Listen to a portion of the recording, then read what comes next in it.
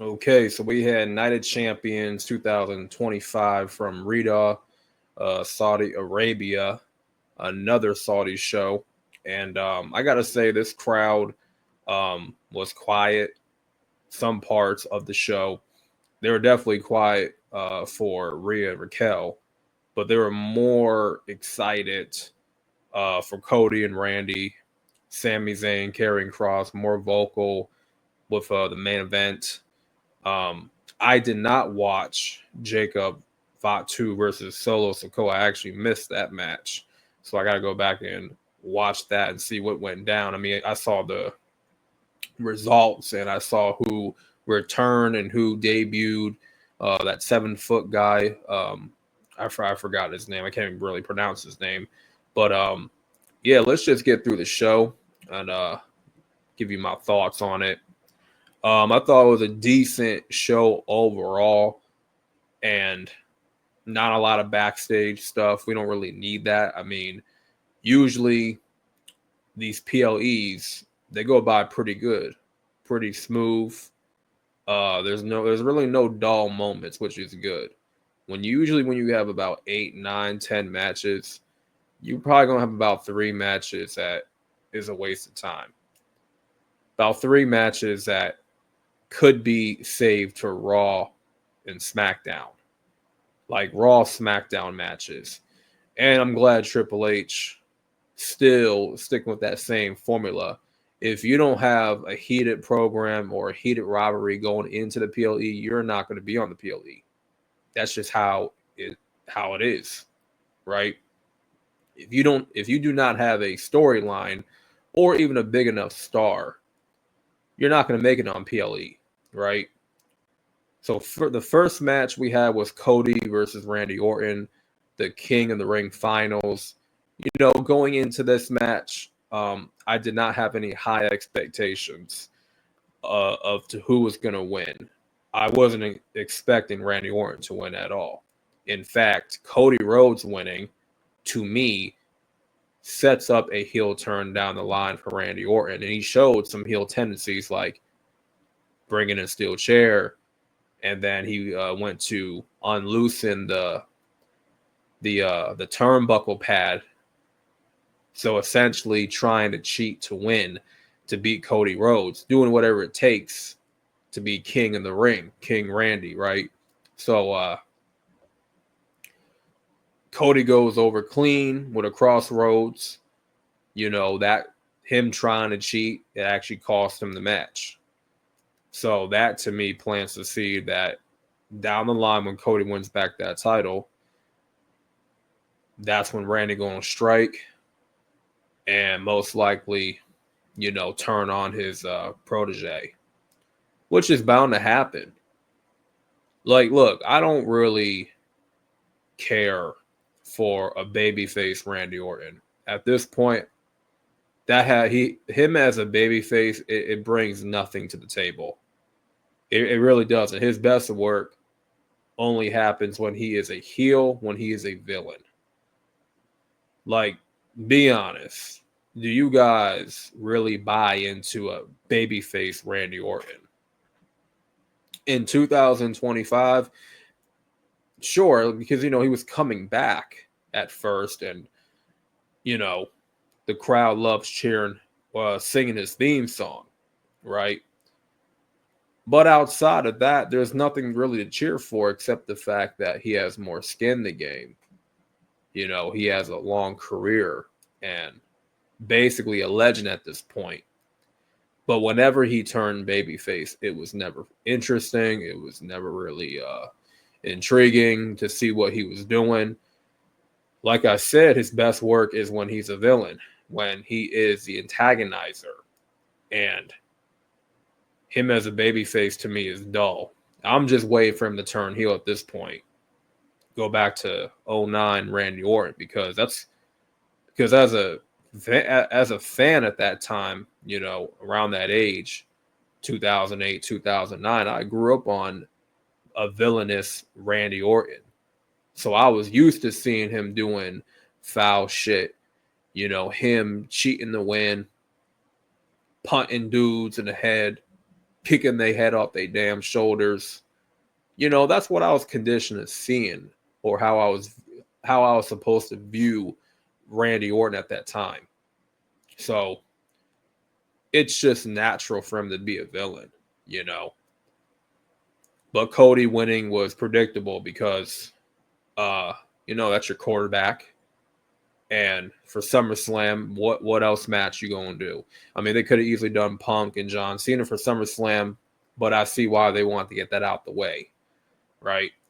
And they didn't want to keep redoing Seth and CM Punk again and again. They got to take a break from that every now and then. So, good match. The crowd was very lively for this one. And these two got great chemistry. These two are always going to have back and forth fun matches, especially when you have Cody as the babyface, the heroic babyface versus the villainous Snake and Randy Orton. That's going to be a lot of fun to watch.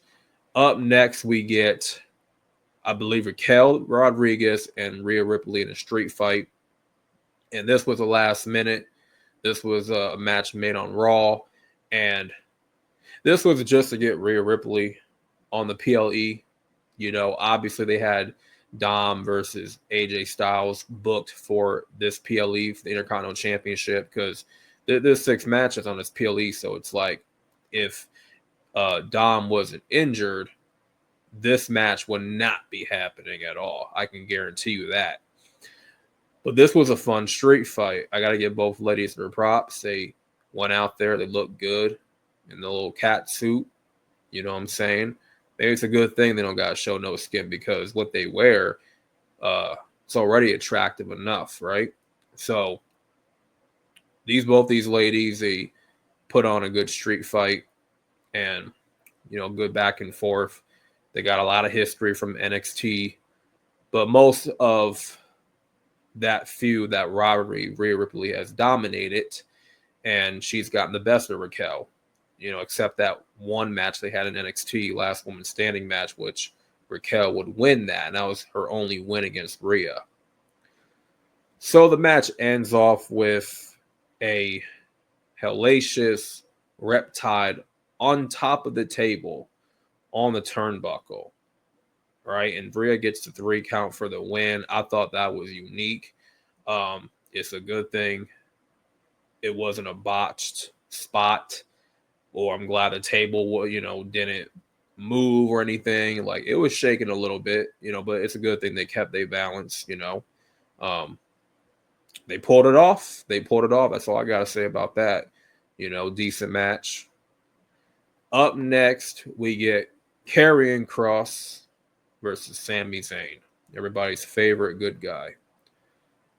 And to me, this was about Karrion Kross manipulating Sami Zayn, getting him to ditch his good guy persona to come to the dark side. And that's Karrion Kross's whole personality, his whole character at this point, is to turn the goody two-shoe babyface into a villainous bastard.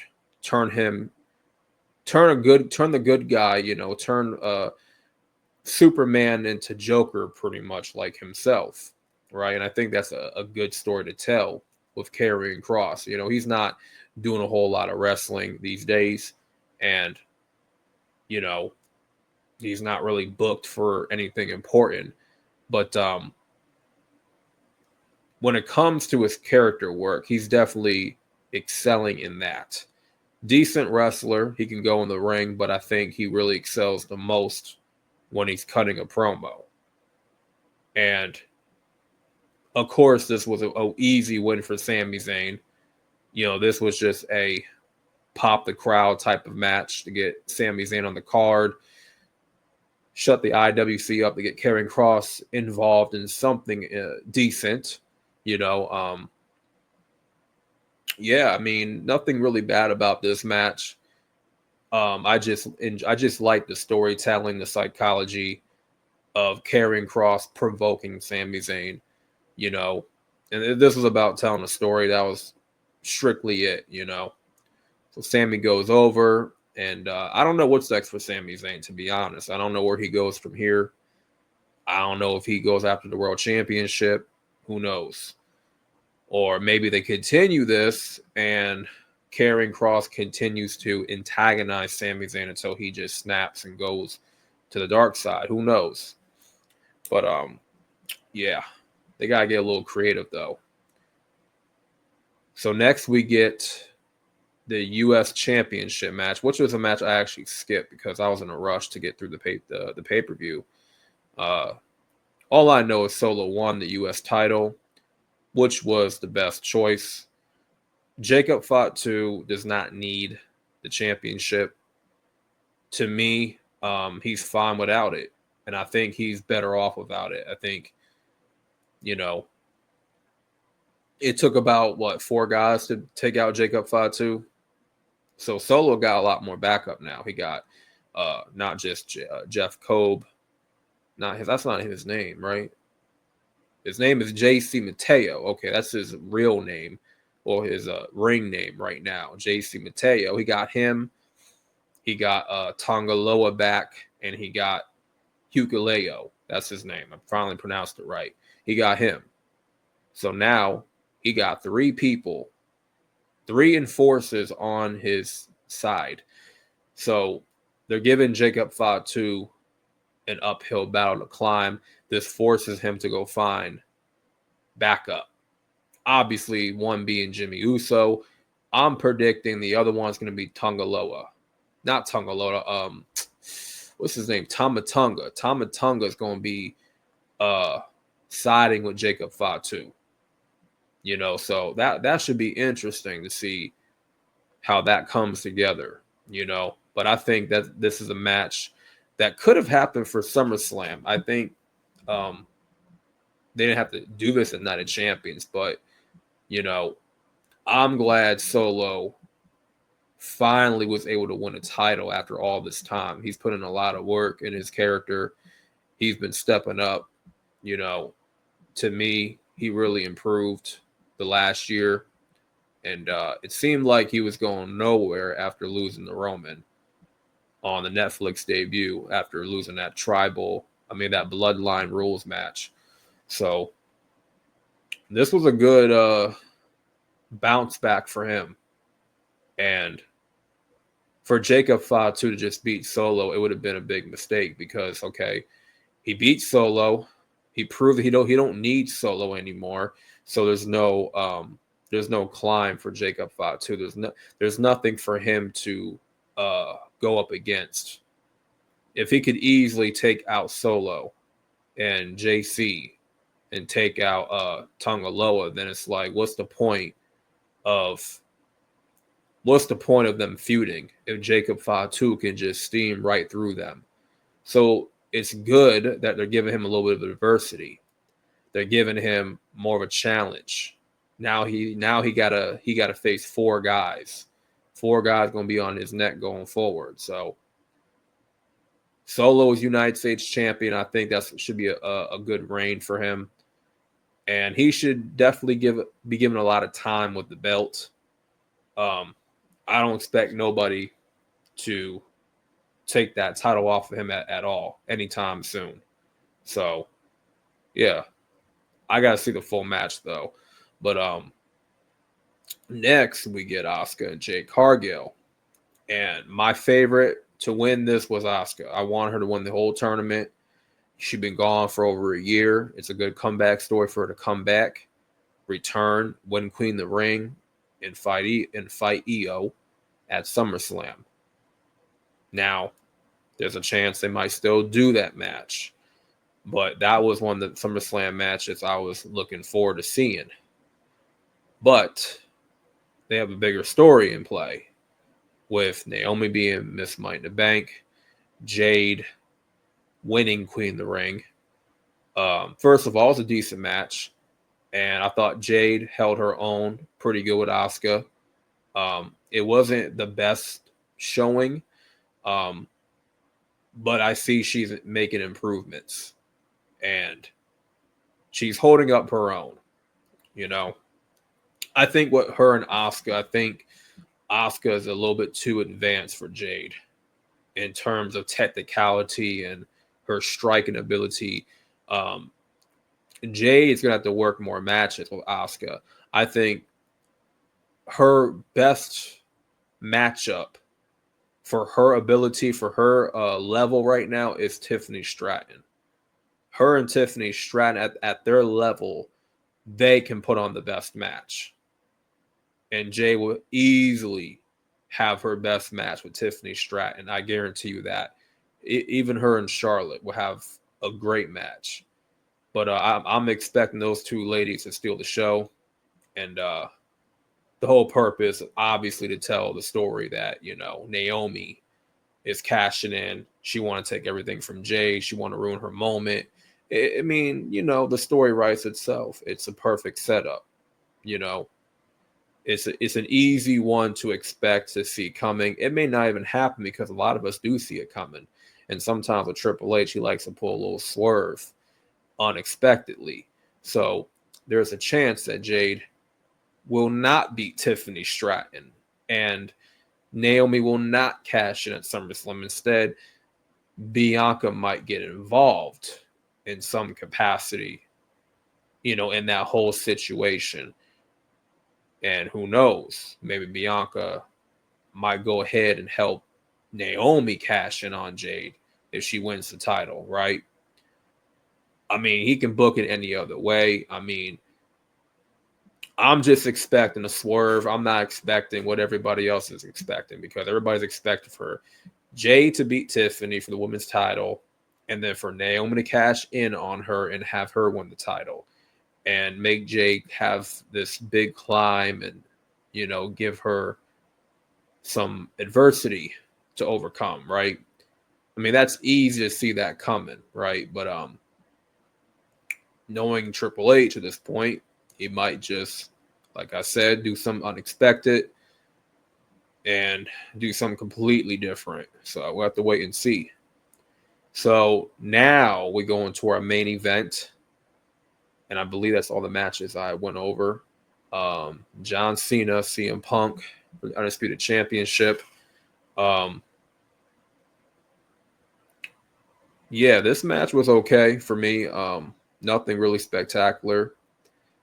My biggest gripe with this match is Seth Rollins. I know it's not part of the storyline, but for crying out loud, bro, you have the Money in the Bank contract. Why didn't you cash in on John Cena? I mean, John Cena was groggy. He was tired. They've been wrestling about 15, 20 minutes. It's like, why not cash in on John Cena? Why are you waiting for the world title? That's the secondary belt. Don't you want to have the first main belt? The greatest prize in our industry? Last time I checked, the WWE Championship is the top prize. So if you're trying to take your vision to greater heights, you had this WrestleMania main event win over Punk and Roman. You would think, okay, I got Paul Heyman on my side. I got these two dogs on my side. You know what I'm saying? I'm about to run things up. I'm about to take over this whole shit, whole landscape. I'm about to take over this whole company. I'm about to be the guy. So why not just cash in on John Cena and take the belt off of him?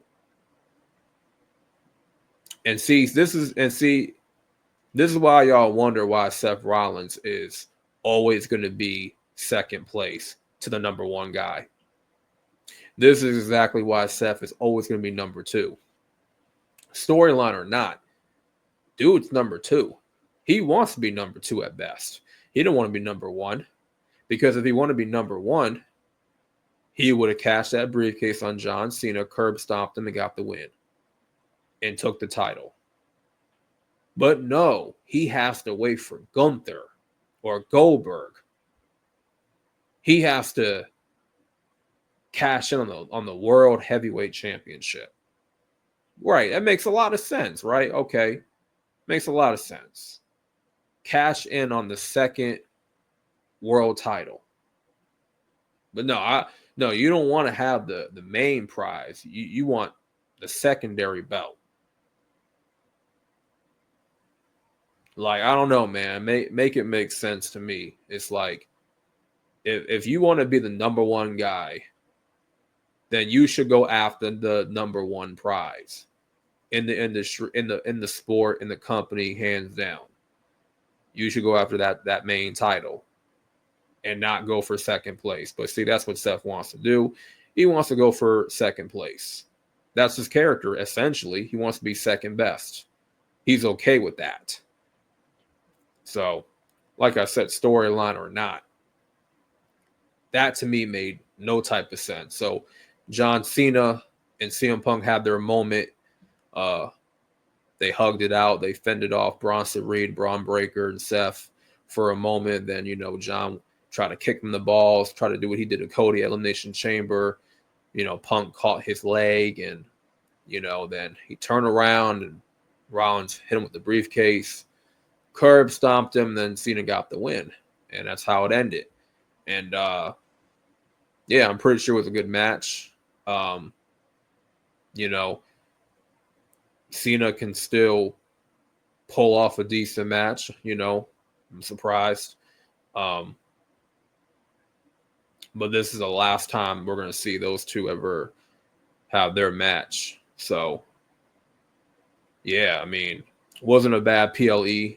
Wasn't expecting a lot of great things to happen. It was decent. I think the right people got over. The right people won. Yeah, that's about it. So let me know your thoughts down below.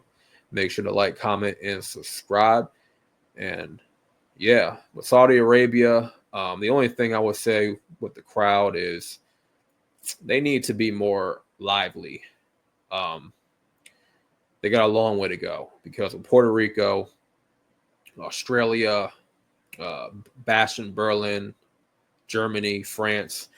Them crowds were lit, really lit. They were happy as hell to be there, excited.